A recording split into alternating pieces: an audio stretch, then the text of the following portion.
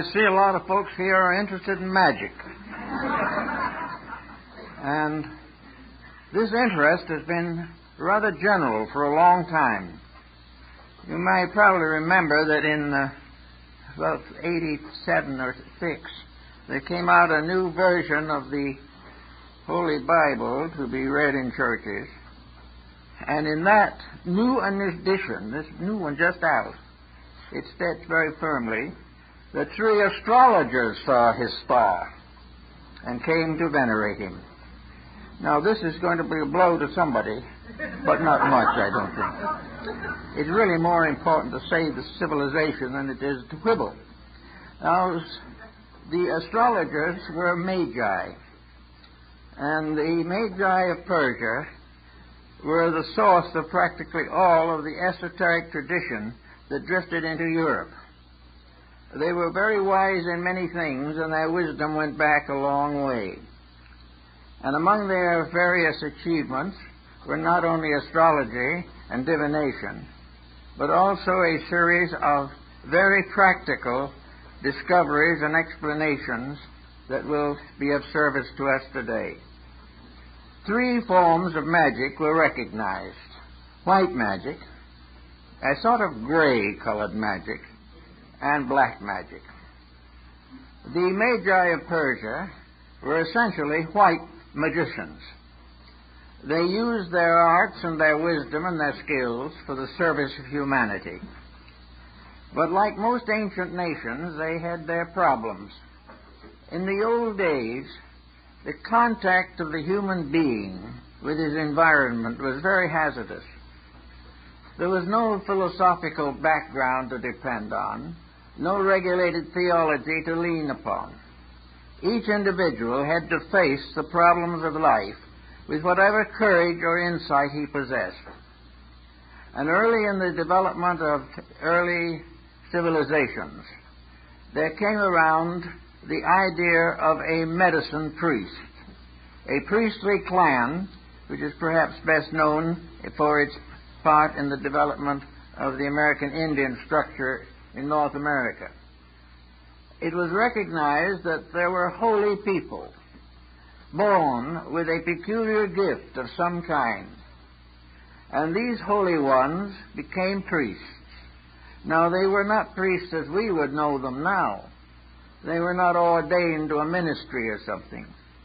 They were priests because they could talk with the olds, or with the spirits, or they could see things that others couldn't see, or they could find out where the buffalo were. Such a one was Sitting Bull, who was a medicine priest for his entire lifetime, practically. And all that time he lived as one small tribe, and he predicted for them, and he worked with their sick, and he prepared them for their journey into the afterlife. He even went with them, according to legends, and helped them to make the crossing to that world beyond, where the campfires are in the sky, stars. The priests of that type were an absolutely essential part of civilization. They made it possible. The average person was frightened. He had no securities, no protections, and no insights. He had to depend upon something, and that something was early the medicine priest. Now, the medicine priest, in turn, had to depend upon something. He had to depend either upon the insights which he possessed within his own nature, or make use of symbols and figures and signs and various talismans to enforce his beliefs or teachings. Not very long ago, we noticed in one of our prominent journals a whole page devoted to the classification of available charms that you can buy right now. These charms will do almost everything. They will help you to face the future, or they will take care of housemaid's need. Whatever you may have, you can get a charm for it. An exposition was made in London, a survey was taken, and 40% of the London school children carried charms with them every day. Now, because we still have the uncertainties, and in these critical times, the uncertainties become more immediate. probably we were never as troubled as we are today, even in primitive times. In those days, we didn't know enough to be troubled as we are now.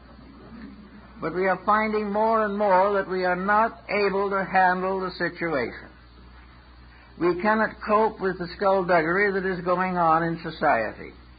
And the average person, like the average primitive human being, must seek some solace, some consolation, and some source of inner strength.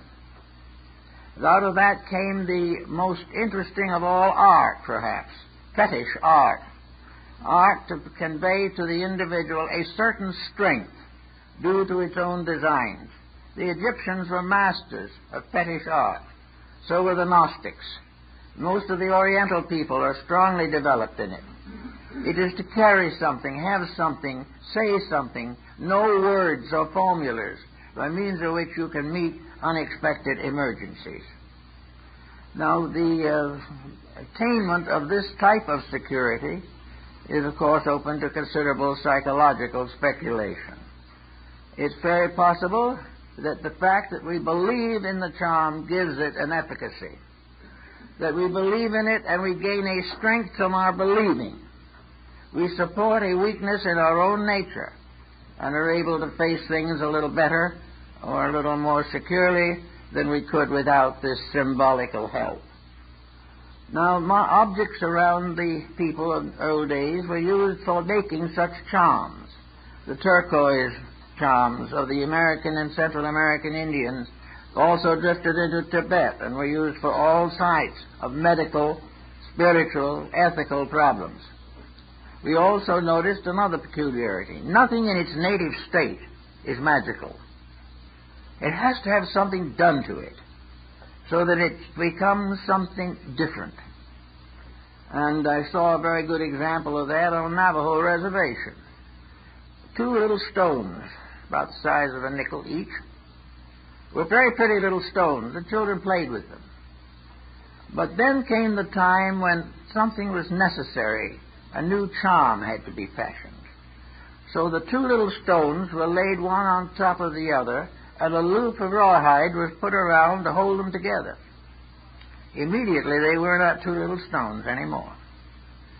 Now they had the power of the olds, the powers of the truths, the powers of the goods. By carrying that little charm around, you gain some kind of spiritual strength or consolation. You were able to face the day with greater bravery. And if it happened that you were going into battle, you felt you had a greater chance of survival. Charms of this kind and fetishes were very, very common in Europe. In the days of the great Crusades, there were a great many pilgrims that went to the Far East and Near East in search of religious consolation. All the way along the line there were dangers. And many of these pilgrims wore symbolic forms or figures in their hats to protect them. First they began by using gold or silver medals attached to the hat, but many of them were held up and killed for the gold medals, so they became finally merely paper symbols. But if you had that on your hat, you had a better chance of getting to Jerusalem. And you probably had no actually better chance, but you approached life with a greater positive sense of strength. So the charm and the fetish were strength symbols.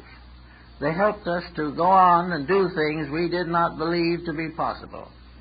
In medicine, it's the placebo. It is a little capsule of nothing but ground white flour.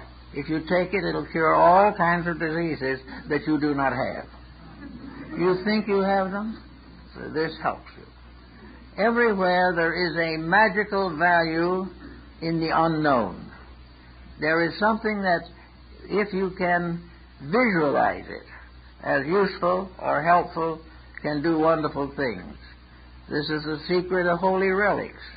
No one knows how efficacious they really are, but that they have resulted in miraculous circumstances cannot be denied. We do not know just how the healings of Lourdes and Saint-Anne-de-Beaupré are achieved, but certainly the belief is important. The charm, their symbolism, the prayer, and a physical action to make all these things into one pattern gives the individual a strength that he does not otherwise possess. Now, white magic, in its essential form, must be virtuous. White magic is that which serves without hurting. It is that which accomplishes good and is never used for any other purpose. White magic is the use of the powers of life, the powers of nature, and even the ordinary faculties of the mind for the perpetuation of constructive imagery. It is necessary, therefore, that all white magic, in order to retain its nature, must be backed by a strong moral character. This is something that has been very common throughout Asia, where most of the dedicated mendicants, the holy men, have achieved a kind of white magic by gaining complete control over their own minds, their own emotions, and their own actions. These people, to remain white magicians, would under no conditions pervert, corrupt, or compromise the principles which they hold sacred. Therefore, a life dedicated to certain spiritual principles gains also a strength. And this strength can be considered as magical, because it involves faculties that cannot be completely classified. No one can be sure what happens, but if something does happen, then in some mysterious way, an energy that resides in nature is made available to the human being. And it is generally known and widely respected that where dedication results in a greater interior enlightenment, the individual does perform heroic services for mankind. So white magic is the use of every power that we know for the service of good. It is the ability to learn but never abuse what is learned. And it is that the highest of all learning is that which is dedicated to unselfish purposes. White magic is not used to help oneself. It is assumed, however, that properly used for other purposes, it brings with it a security of the inner self. The individual who serves gradually gains the realization that a divine power in himself is making this service possible. And it is this divine power which then becomes the leader of his life. In this way, we have a great many very wonderful examples of dedication, and the fact that these dedications in their turn have contributed tremendously to the advancement and survivals of civilized orders and peoples.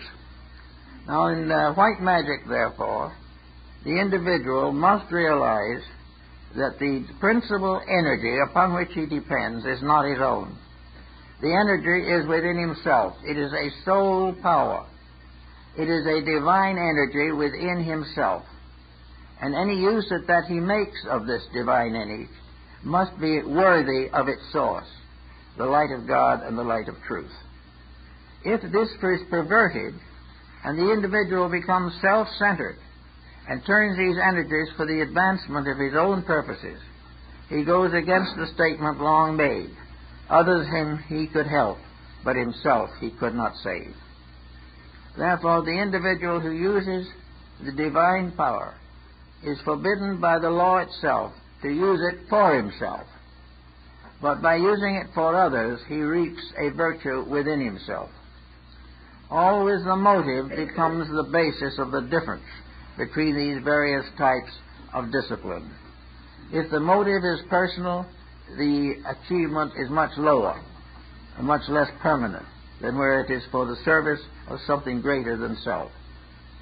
Now, in the life of the average person growing up today, there is an unfortunate lack of nearly any idealistic structure capable of dominating conduct. Small children are not taught that conduct is of great importance to them. They drift along under some circumstances reasonably well, other times not so well. Some are miserably neglected and left to develop the best they can. The condition of children today is very poor, generally speaking. On the other hand, the individual, the parent, should understand the responsibilities of his own office. A parent who leaves children to be neglected is injuring himself far more than he could possibly do by some obvious act of delinquency. We have to use the divine powers that are given to us to serve the divine needs of our fellow men. We must use them as they were intended to be used, not to make life more comfortable for ourselves, but to make life more important for those in great need. We have today a world in great need. We have hundreds of millions of people on the verge of starvation. Therefore, it becomes particularly unfortunate in these days to use the needs, sorrows, miseries, and sufferings of other people as the basis of improving our own economic condition. This is not good white magic. White magic is also the development of the love principle. Actually, as Plato pointed out, the end of all wisdom is to understand faith. It is to understand the real, deep relationship between the human being and his Creator. And this relationship is divine love. And this divine love is transmitted from generation to generation and from level to level of culture to become the basis of personal and impersonal affection. There is love of God, love of country, love of beauty, love of family. There are all kinds of affections, but they are all, to a measure, magical. Love is one of the great magical powers because it transforms the individual in whom it is real. When we really love someone, we cannot abuse them, we cannot cheat them, we cannot do things to them which will be to their detriment. Therefore, love carries with it sacrifice for a cause, sacrifice for a loved person, sacrifice for love of God, sacrifice for love of country. Always love is unselfish. And as far as it is unselfish, it is white magic. If it becomes selfish, it turns gray, and if it is selfish enough, it will turn black. But in the normal, proper way of things, it should be just a little off-white.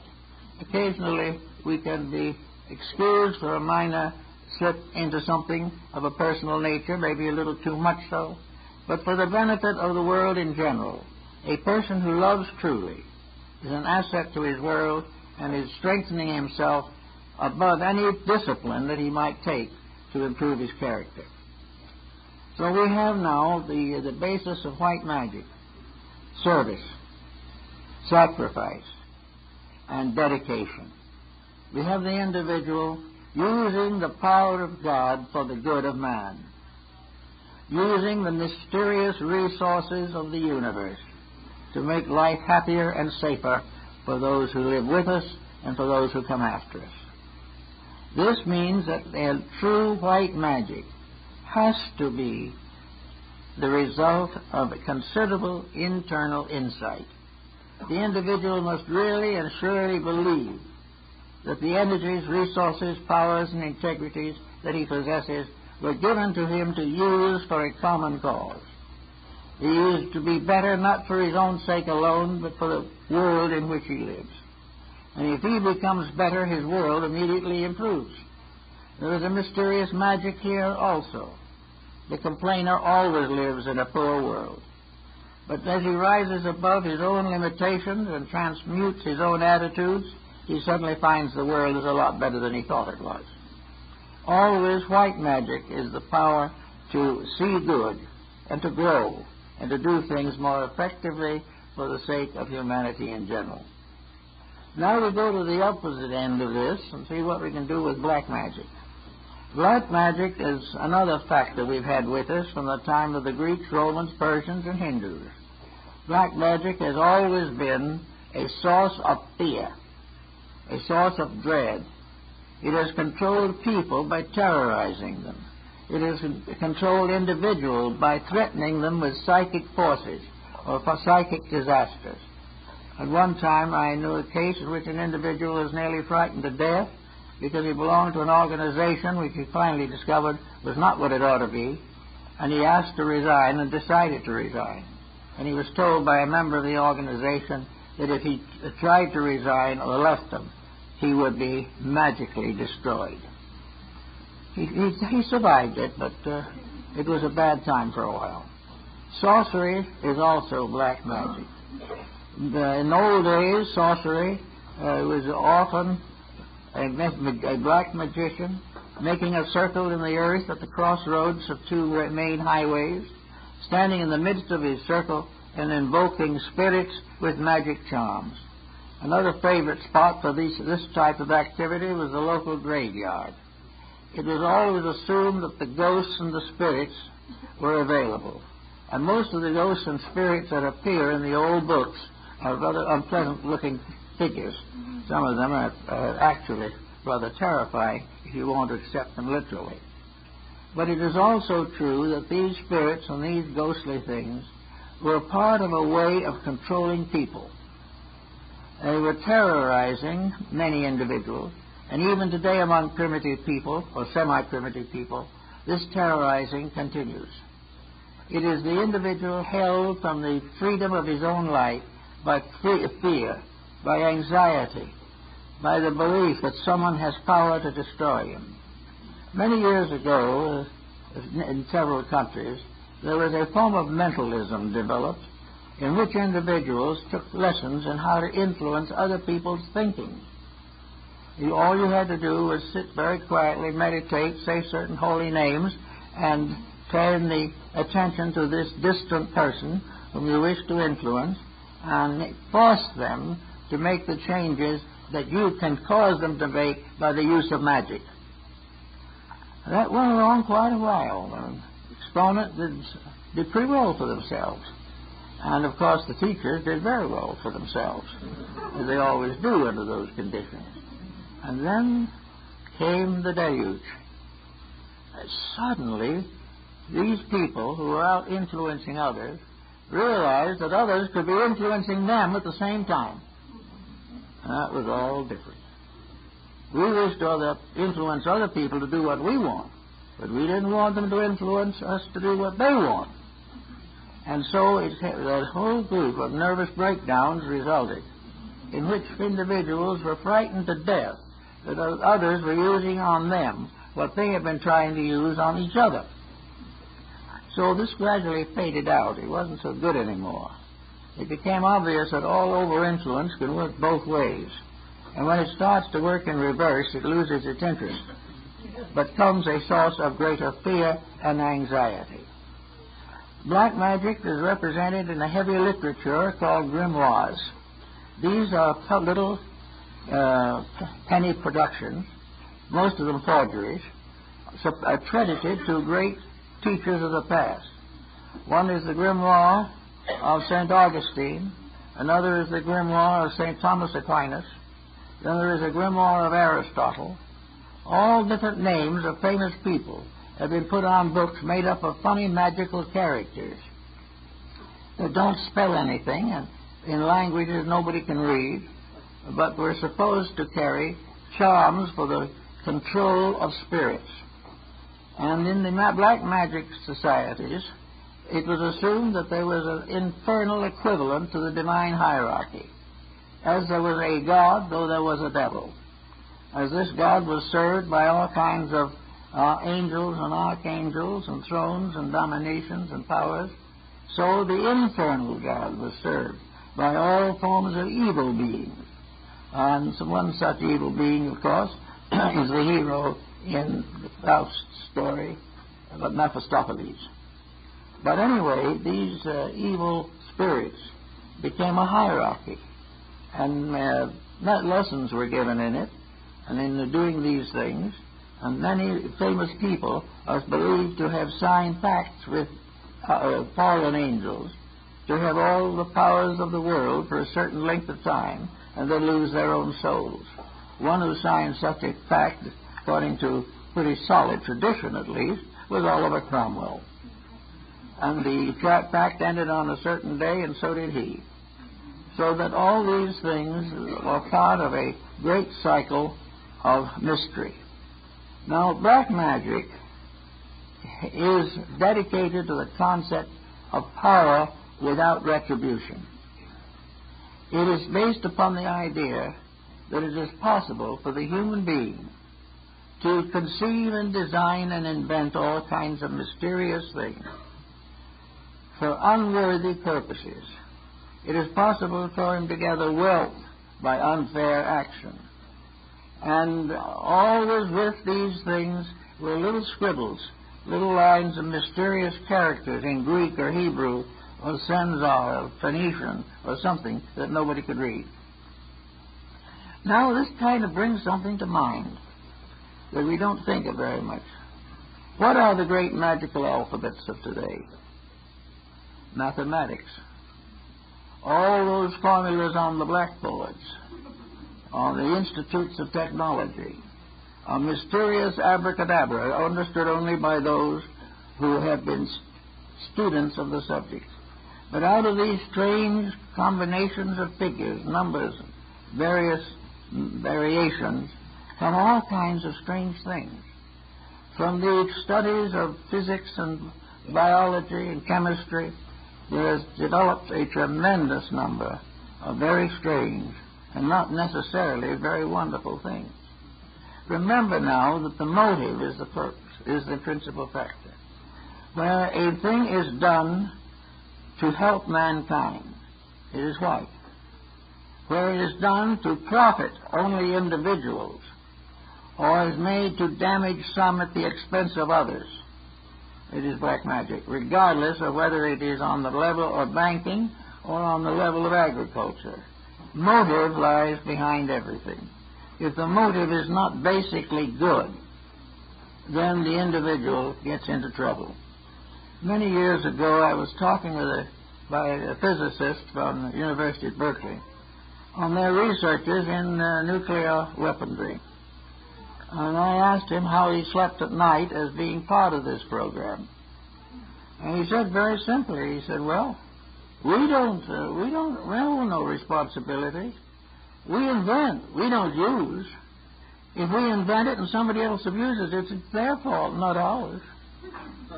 If they want to use it for war instead of for peace, we can't help it. The possibility of preventing it in the first place never occurred to him. But years ago, several prominent physicists retired rather than to go on into the type of armament that is based upon those funny little figures that look almost exactly like some of the magical characters in the black magical books of the Middle Ages. So here we have now skill. We have the ability to invent. And we think of progress in terms of invention. We are so proud of landing somebody on the moon that we can hardly wait to get them onto Mercury. We are so proud of the television that we never give a thought as to what comes over it. We are very proud of the nuclear fission and all that has to do with it. Now we're gaining an inordinate pride over all these computers that we are using for one purpose or another. Nobody, however, gives any thought to the misuse of these things. Once they are invented, you can't take it back. The Egyptians and the Greeks had a lot of knowledge of these subjects, but they gave this knowledge only to initiated members of their esoteric bodies. And they held those initiates under the strongest obligations. One single slip of the tongue could cost the initiate his life if he was dedicated to the service of the temple.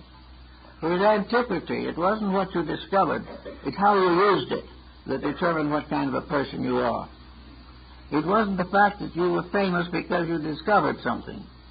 You were famous because you contributed to the common good. That it was a better world because you had lived in it. If that's true, you had a right to have a statue in one of the present public buildings. But not simply because you discovered a better weapon with which to kill somebody else.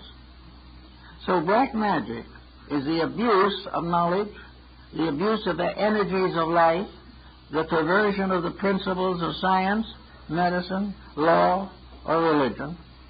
Black magic is the use of those values which are divinely available to us for purposes contrary to the will of God and the need of humanity. And where this happens, there's going to be trouble. There's going to be trouble because you can't break rules without hurting yourself in the long run. So here we now have a world which is largely dominated by the abuse of privilege, energy, and opportunity. We have a world made up of people who do not care what the consequences are. The only thing they want to do is to make an unreasonable profit over what they discover. Narcotics addicts are perfectly willing to buy their necessary drugs by making new addicts. They don't care. But they're laboring in a universe which is not very kindly to those types of attitudes. Somewhere the disaster happens. We cannot abuse privileges without ultimately suffering physically, morally, mentally, spiritually, and also bringing down our own civilizations in ruin. So the black magicians now probably are mostly in the fields of higher learning. We have an occasional black magician who tries to become smart, has a little circle and a few followers, but doesn't amount to too much. But these great black magicians, these great economic speculators, these tremendous perverters of knowledge, these are the things that worry us, because we are given things without being given any wisdom to use them. What have we done with these things, and why do we talk about progress? Why do we say that we are the highest intelligent creation that ever existed? Simply because we are scattering death about the world. Why do we insist upon thinking that there is no responsibility for our conduct? It may be true that the laws of the nation cannot reach us, but the universal law will not forget us. And when the time comes, it will do what is necessary to correct some of this condition. Actually, therefore, I think our main problem is to transform certain black magic into white magic, if we can. White magic is usage. White magic is direction of usage. We are not dealing in white magic when we sell to anyone who wants to buy nuclear weapons. We are only actually serving the universe where we transmute these nuclear weapons into plowshares and start using, instead of abusing, the resources of life. This is true everywhere. We are abusing the resources which have been given to us, which would be adequate for us if our own selfishness didn't destroy us. So black magic, in fact and reality, is the use of power to hurt. It is the use of position to enslave. It is to use education as an instrument of industry rather than enlightenment. It is a country which passes laws that are inappropriate to the needs of the people. And most of all, it is an example which we give to those around us of the abuse of divine privileges. Just as a neglected human being is a blot upon the memory of nature, so this constant abuse and misuse is a constant cause of sorrow and misery to all concerned. White magic is use. Gray magic is, say, misuse. Black magic is abuse. And these things will come back to roost. They always do. So we look around and we say, what are these wonderful, gracious gifts for which we are congratulating each other? Well, actually, we do not need to canonize the inventor of television at the moment. Their contribution to our enlightenment is mostly pathetic and apathetic. And being what we are, most people will not support anything better because they have no background for it. And why have they no background? Education has been used only to create selfish people. Our whole civilization is geared to concepts of gray and black use of the gifts and powers and privileges that we have received from nature. We are misusing knowingly We know when we are taking narcotics. We know when we're alcoholics. But we do not realize that there is something in us that is just getting into serious trouble. We think it'll all end at the grave, that we'll all go to sleep with the ages and no one will know whether we ever lived or not. This is really, to some, is a pessimistic view, but to a great number, it is an optimistic view. They definitely hope that their own careers will never catch up with them. But this is a false hope. In nature, everything has its payments. Everything must be solved correctly.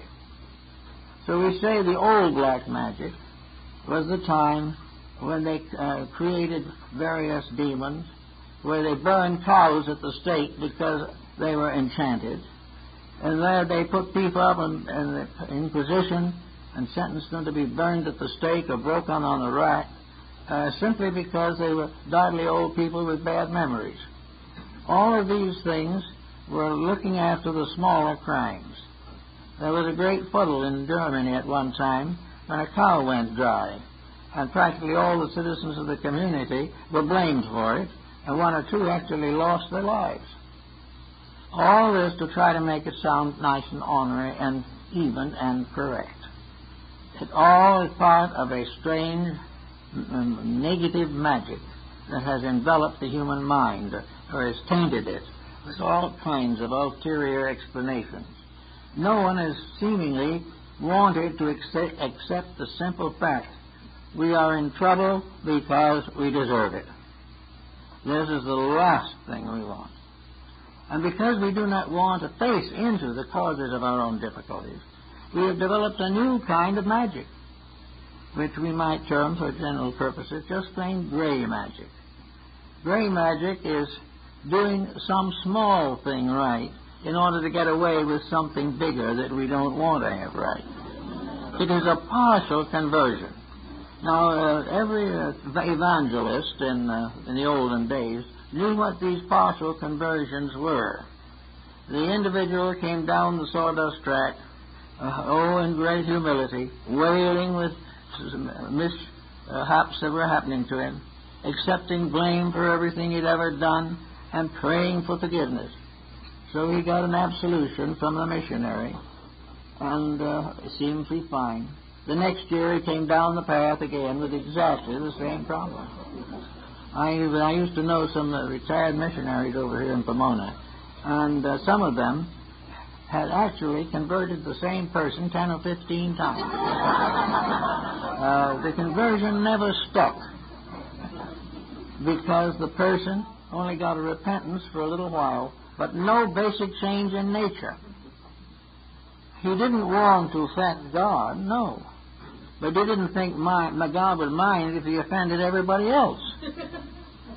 And he was perfectly qualified to be slack in his labor, to overcharge for his products, to mismanage his home, neglect his children, and increase his bank account.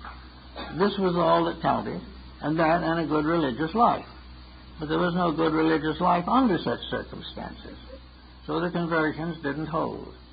Now there are people all over the world today who are studying various forms of mysticism, metaphysics, idealistic philosophy, Oriental doctrines, and American Indian medicine principles, all kinds of things. And the studies are good.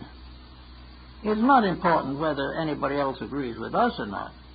The real problem is, do we really basically do the thing we believe to be right? But as the time goes on, we find that these people do have the same problems as the relapsed sinner has. That they keep right on studying these things. That's right. But using what they learn is a little grimy at times. They keep right on doing the selfish things because they must not allow a spiritual conversion to interfere with a financial career. That's just not possible. If you can make a sharp bargain, you can put a new stained glass window in some church and be regarded as virtuous. But inside of your soul, the truth is always there. The motives behind what we do make for black or white. If the motive is for show, that's wrong. If it's an apology for conduct which is not corrected afterwards, it's wrong. If it's to advance personal position, fame, get into public office, all wrong. And that's why we have such poor public officials, is because the official is judged by his academic standing or his political standing, but not by his moral insights. Unless a person is good, he'll never be a good leader. And a country or a world that depends upon bad people because they are a little smarter will be in trouble to the end. There are laws governing these matters, and these laws are immovable and immutable. So we have to begin to think in our own lives some of these things that constitute magic, the magic of hope, the magic of faith, the magic of love. These are all beautiful things. But if they are perverted, they immediately drop into black magic. The moment selfishness takes over a career, its virtues fade out. The moment the person puts his own advantage first, or tries to use something he knows and possesses to humiliate or humble some other person, all of this is used against him. So they might say, how is it used against him? After all, one of these days he's going to depart, and nobody knows where he came from, and nobody knows where he goes. And for most people, nobody cares. But the individual must prove to himself that he does not survive, or all his thinking is not much good. If there is life after death, and the general consensus of opinion is that it is probable, there are only two ways in which we think of it, either as punishment or as reward. In black magic, the punishment is clearly shown. Every black magician must end by being dumped into the hell of his own devising. Every black magic formula, when its virtues are exhausted or its powers are limited, becomes the beginning of eternal damnation. The black magic magician doesn't labor from any false understanding. He knows that he's going to be like Faust in the story. He's going to have 20 or 25 years of the good life, and then he's going to be turned over to eternal punishment. Now, this is an interesting thought. Nobody probably care much about that today. But what about narcotics? The individual who is in drugs is going to have highs and big moments for a few years, and then he's going to become a complete wreck. And no one knows what's going to happen to him after he leaves here. He is doing everything for this one great high. Well, that is very common in black magic. The success of the moment, the wealthy marriage, the big settlement, the tremendous raise of price of values, all these things are the big highs for which nearly everyone works. Nobody seems to pay any attention to the deep lows. When it comes to the low, the individual is assumed to gradually disappear, and we don't hear any more about him. But the old process goes on just the same.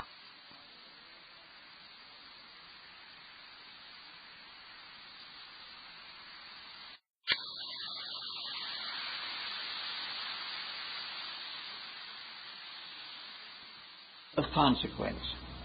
I think that the philosophies of old were much better to help people to live than the one-life doctrine that we have been nourishing so arduously recently, if we nourished anything. Of course, even materialism is not generally popular. Everything is questioned. And the most common question is, where do we go from here? A lot of people hope that we don't go anywhere. But it's so possible that they could be wrong. And if they are wrong, they've made the biggest mistake of all. And this is the mistake for which very few people are prepared. Therefore, the virtuous life, not a virtue in the sense just a plain lit goodness, but a deeply integrated, dedicated life, won't do any harm if there is no immortality, and will do a great deal of good if there is immortality. Socrates pointed this out very clearly. He would either go into silence forever, or he would find the answers to the questions that had never been answerable in the material world. So, a lot depends on what we think about that. I would say, generally speaking, that the average person is not really in very good condition to pass on with his present attitudes. Something has to be done about them. Now, the point of value is that whatever he does that improves him now. He doesn't have to wait till he's dead to get his reward. Integrities enrich character here and now, and the absence of them is a cause of constant consternation and dismay. Therefore, white magic is something we should all definitely try to contemplate and cultivate. White magic is the individual using the divine powers bestowed upon him by an infinite life for the glory of that life, for the good of all creatures, and for the fulfillment of the daily purpose of human existence. We are here to do things that are worth doing, and whether we're remembered for them is not important. The thing that is important is the growth we make within ourselves. White magic is the basis of growth, and black magic is the basis of decay. That which neglects to grow falls behind. That which does not become better must inevitably become worse. So we have a span of years like the mystery temples and schools of antiquity. We are all being initiated into a universal wisdom. It is around the corner.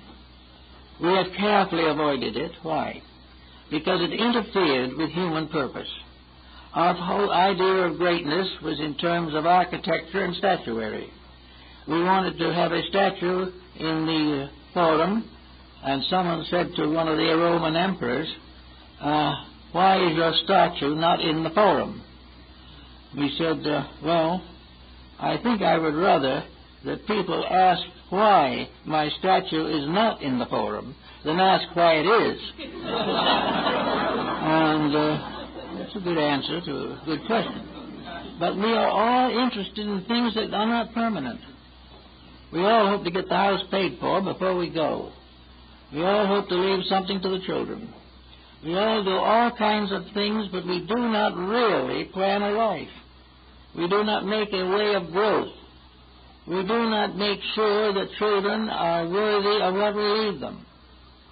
We are not sure that they will do better with what we have than we have done, which may not be very good. Everything is neglected in principle. And where success is achieved at the expense of principle, it's black magic. And black magic is punishable, not by the courts of law, but by the divine tribunal, or rather by the actual energies themselves that are locked within the living creature. We are all of us given a certain allotment. We have a life allotment of energy to do what we can for all we can while we're here. The idea of wasting this allotment in Las Vegas or something of this kind is very unrealistic. How can we really look around us today and say that we are better than our ancestors? We have in the last 50 years caused more trouble for ourselves and each other than occurred in the previous 2,000 years, because we have greater privileges. We have greater skills. We have greater knowledge. And always the greater evil comes from the abuse of the greater good. So we are now in a very shaky spot. Already we begin to see the ghosts of compensation and retribution arising.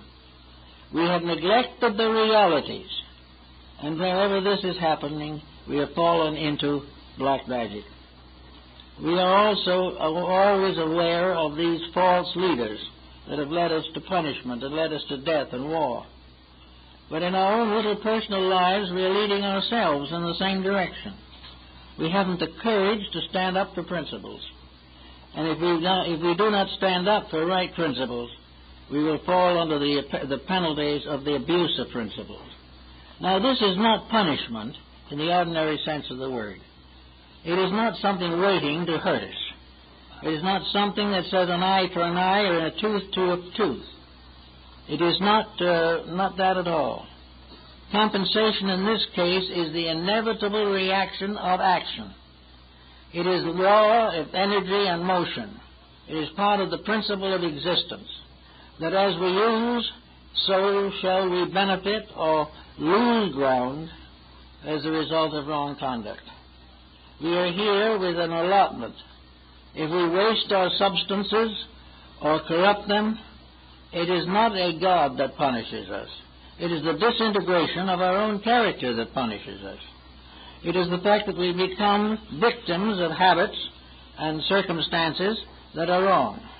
The rise of crime in the last 50 years is not necessarily due merely to the fact that the law courts are negligible.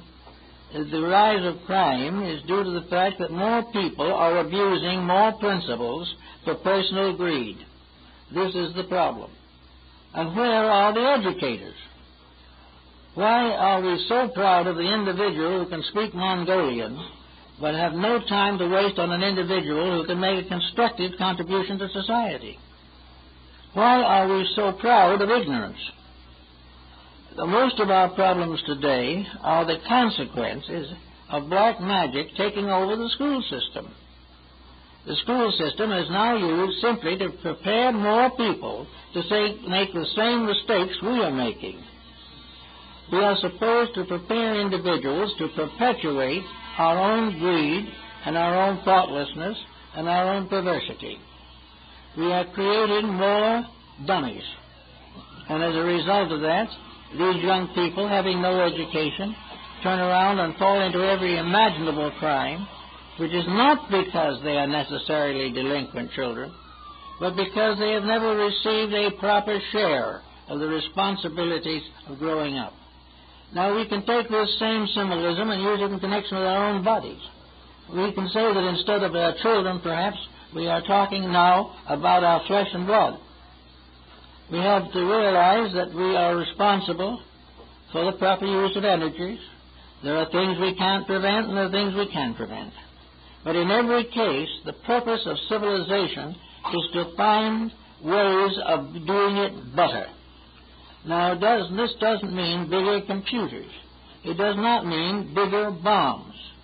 It means better use of constructive means to accomplish the growth of society. We are now up to 6 billion. Pretty soon we'll be up to 8 billion. And of that 8 billion, 90% will come in and go without the slightest understanding of what life is about. They will not understand what it means to be better. They will not understand that there is anything more important than cash. There is no way of helping these people unless the civilization itself creates what the Oriental calls good karma. As you sow, so shall you reap. And man is in a condition where he is able to see, or should be able to see, that he's making a mess of things. If he can't see that, he really suffers from a serious astigmatism. He knows what he is doing isn't right, but it interferes with things if he tries to change them. Most of all, it hurts him where he suffers the most, in his pocketbook. It takes away from him certain glamour. He isn't regarded with the same favor by his friends. He isn't serving as many cocktails as he used to. All these things are social adjustments which he's afraid to make. He's afraid he'll lose his job. You've got to get to the basis of the situation, and for the average person of today, the basic change must come in the only place where it can come, and that is in the home. The only chance that parents have to really lay a foundation for the lives of their children is in the first 6 or 8 years of that child's life. If it is neglected up to that point, we have another delinquent on his way to glory. Now, this is a problem you can't legislate. You can't force it. But the problem, as the early educator, Comedius, wrote, that the most important school in the world is at the mother's knee. As the child receives enlightenment and correction in the first years of life, so it will be. Now we're going a little further into this matter. We're beginning to realize that this example goes back beyond birth. That the child begins to take on the world the moment it exists within the mother's womb. That all habits, attitudes, and ideas of the parents will affect the child long before it is born. This prenatal influence, as it is now generally referred to, is real. And if this prenatal influence could be changed, probably 75% of juvenile delinquency could be cured. But in order to change, the individual has to live a better life before the child is born. Has to have a better consciousness of values when it establishes a family. And all these things interfere with fun. Actually, also, this type of fun interferes with survival. So we have a lot of things to think about in the use of these mysterious psychic forces, energies, these powers which we use in the directing of magic. Magic is nothing but an actually normal process in nature. Everything is magical. The growth of a flower is magical. The singing of a beautiful song is. The creation of a great work of art. All of these things are part of a divine magic. We see that magic in the perfect formation of the wings of a butterfly. We see this in the scene by the riverside. We see it in the moving streams and in the clouds. Everything we look at, there's something beautiful, something wonderful, something significant. And even the adversities of nature are still magnificent. Even though we cannot appreciate all of them, for the most part, we live in a world that is kind to us.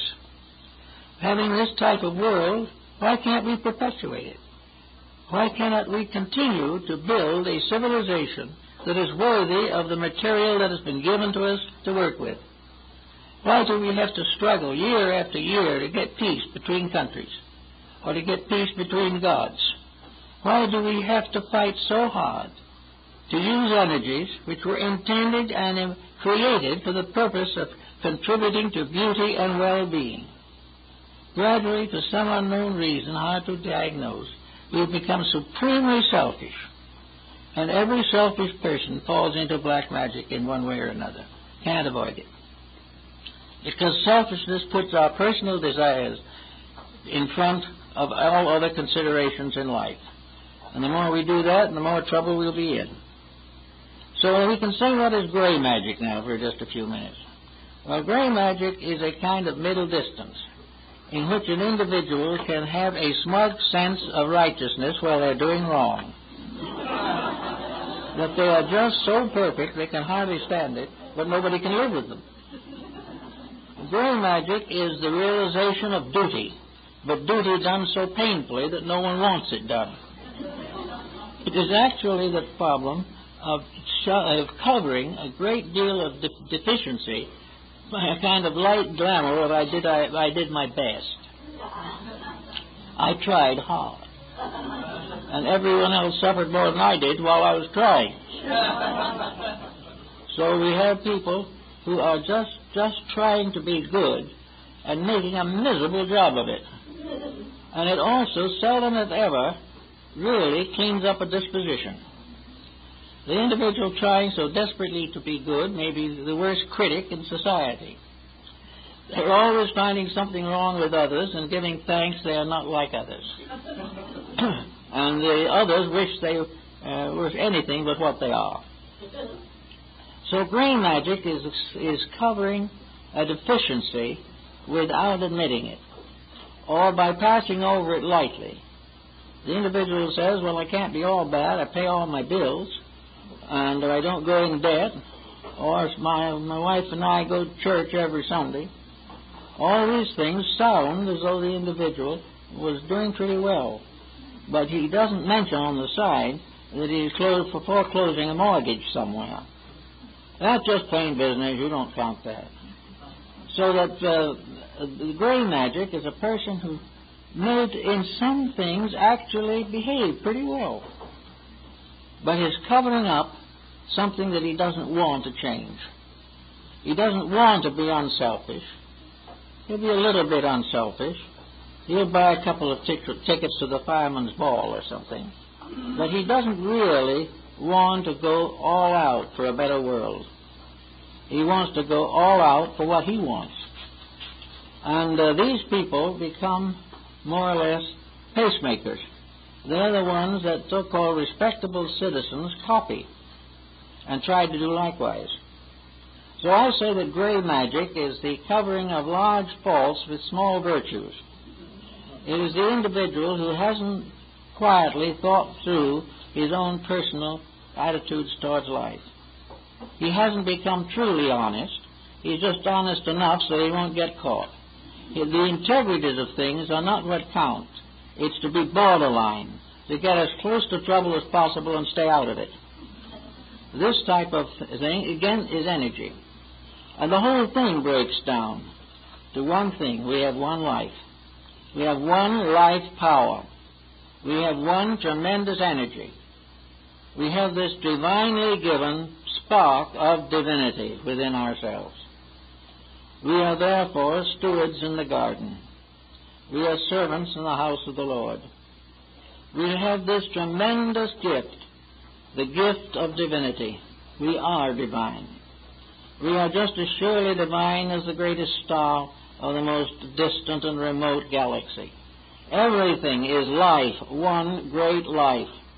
And that great life is here as available to us and to use, with many promises of world peace, better nations, better health, less poverty, less crime, all these things that would come from doing it right. And white magic is nothing but the acceptance of the responsibility of God-given life, and that this responsibility is something we must face and we must fulfill. And sometime we will be weighed in the balance like the Egyptian in the papyrus. We shall be weighed in the balance, and we must be considered and judged to be just, to be right. And we must try in our own lives to manifest these things, because every misuse is an unescapable defect. We never get away with it. It may disappear in a mass of circumstances, and we may never see it again, but it's there. And the only way that we can do that is right is to build up our treasures where thieves cannot take them away. We will end thievery when we are rich in values that nobody can earn except ourselves, and no one can take away from us but our own compromises. So we go back and we see the old-timers. We see the magicians of old. We see the old witch doctors mumbling with their bones. We see the courtly courts of Europe, each with a magician, to attempt to achieve what the Lord of the house wants. We see everywhere a belief, and we are told now that we must be more careful and not have so many superstitions. These superstitions are not good for us. We shouldn't believe in fantastic things like astrology. Astrology is making headlines right at the moment. And you might remember Theodore Roosevelt always had his horoscope on the wall over his desk. All kinds of things like that. And we get worried about this. But we're not worrying as to where the heavy water goes.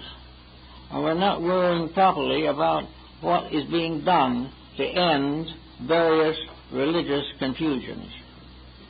God made one energy, and it's whether a Christian, a Muslim, a Buddhist, a Jew, or a Chinese is embodied in the physical form, but that same one spark of divinity is in every living thing. And regardless of any other thought, that spark of divinity is the basis of a comradeship that can never be broken. It is the basis of an infinite understanding that must come. Maybe not right now, but it's got to come. Because there is only one life. There isn't one life for one sect and another life for another sect. nor is there a God for one sect and another sect. There are 72 names of God, but only one God. Everywhere, we must find these values that are deep enough to rescue us from the small, petty injustices that we constantly reckon upon each other. We've got to find out the facts of life. And where we will pick up a dish of food to eat, this is magic. The digestive system is a mystery we can't solve very easily. We get explanations, but there's still a lot of it we don't understand. We don't understand the life in food. We know it's there. We don't understand why the alchemists, searching for the mystery of the transmutation of metals and elements, finally came to the opinion that Paracelsus held, that the digestive system of the human body is the perfect example of the transmutation of metals. All these things we have. We have all the evidence necessary to solve most of our problems. We won't understand everything, but we would be able to make such improvements as would put a world into existence that we have never thought even possible. But we just drift along, toying with the small circumstances of life, wasting time. We're not educating ourselves. We're not doing anything that we really should be doing. That is, in the majority. A few understand and are working very hard, and it's nice to know that they're increasing in number every day. But they're not a majority as yet. But we are looking forward to a new century in which other things will happen. But in order that they must happen, more people must now and here take on the responsibilities of intelligent living. To make things worthwhile is finally to gain the supreme happiness. A peaceful world in which everyone is doing the thing that he believes, everyone living well with all others, all feuds and jealousies gone, it would bring paradise to earth, and it can be done. But it will only be done when we use the divinity in ourselves to release the God in us into manifestation in the world around us. It is the God in us that must take over the management of our personal lives. And when it does so, it will share this management constructively and properly with the management of all other lives. There is no division of truth, and there is no union of error. The truth can be found always to build and increase and add. Error is forever dividing, separating, and tearing down. We can never bring error together, but we can bring one truth into manifestation. And when we do that, we will have a far better world and a better chance for the peace that we seek for. So each person in some small way, it doesn't have to be anything very startling, but each person in some way should try to realize that he is a kind of garden, and that in his heart has been sowed an immortal seed, the seed of his own glory, the seed of God in him. And it's time for him to keep his garden weeded and take care of that seed and make sure that the seed of truth in his own heart has a chance to grow out and manifest and bear fruit before it is completely choked out by the false values with which we are surrounding ourselves at this time. Magic is always here. Things will always be mysterious, and they can always also be wonderful. It is almost entirely up to ourselves how these things shall go. So I think that we do have something to realize in, so we say, the use of magic. Magic of healing is going to gradually take the place of all the remedies and dopes with which we are afflicted now. The magic of legation will find honesty and will find who is right. The magic of leadership will give us proper government. The magic of love, enduring homes. The right use of that with which we have been divinely endowed is white magic. It is to do that which was intended and to be rewarded as good and faithful servants instead of allowing ourselves to be kicked around because we reject the very values which would give us permanence. I think we have all this to think about as we come to the end of the century. We have all this to think about as we pass through the years of our own lives. The great magic is the magic of transmutation and transformation. And the Rosicrucian mystics held this to be divinely true, and so did Jacob Boehme, the great German theosophist. It is that the redeeming power, the transmuting power of love will make all things well, and the poison of hate will gradually cease to dominate in human concerns. But we must change. We cannot have hate and love at the same time. In the Persian mysteries, the two great deities, Ormuzd and Ahriman, were the good and evil principle, the god and anti-god. Actually, in the mythology, they were brothers, born of the same parents, one to save and the other to destroy. And this peculiar symbolism goes down through most of Persian philosophy. But in the end of it all, the brother who was evil, Ahriman, comes back to his brother, almost, and bows before him and kneels before him and says, I now have had my fill of this. I know you were right. Therefore, I surrender my separate power and return it to you where it belongs. And it's the same thing we have. There is a seed within us of self and not self. There is something that has to do with the better part of ourselves. Then there is something that has to do with our appetites and our desires. Ormuzd is the better self. Ahriman is the false self. And after many incarnations and embodiments in which evil tries desperately to destroy good, well, the city of Babylon seems to rise triumphantly over the city of God as described by St. Augustine. In the end, all that is wrong comes and bows before all that is right and says there is but one God, and that God is love. And we might as well begin pretty soon to find these things out. We consider ourselves to be educated people. We believe we know a lot, but we do not know enough yet to be truly kind in the big emergencies of life. And we do not know how to keep faith in the little things in which we could, if we only thought a little, improve our lives, strengthen our homes, and reduce many of the difficulties from which we suffer. We could end waste. We could end privation. We could end all these things if we gave the divine spark that ensouls us the right to fulfill its purposes through the personalities which we call ourselves. So with that type of thought in mind, I think maybe we can all be a little bit better magicians in transforming the negatives of life into something beautiful. A wave of the wand and the flower can bloom. And it is up to us to make sure that in our lives and hearts we are faithful servants of the Spirit in us, that internal seed which wants to grow. And until it has a chance to grow, we will never have any peace in our own lives, and nor will we have any peace in the outside world. That which was created in us flows through us into all others. And the Word that was made flesh becomes the Word that is made soul. And as soul it becomes a universal healer, the medicine, the hope of nations. Well, I guess that's it, folks. Now, I'd like to take this opportunity to mention that at 7:30 tonight,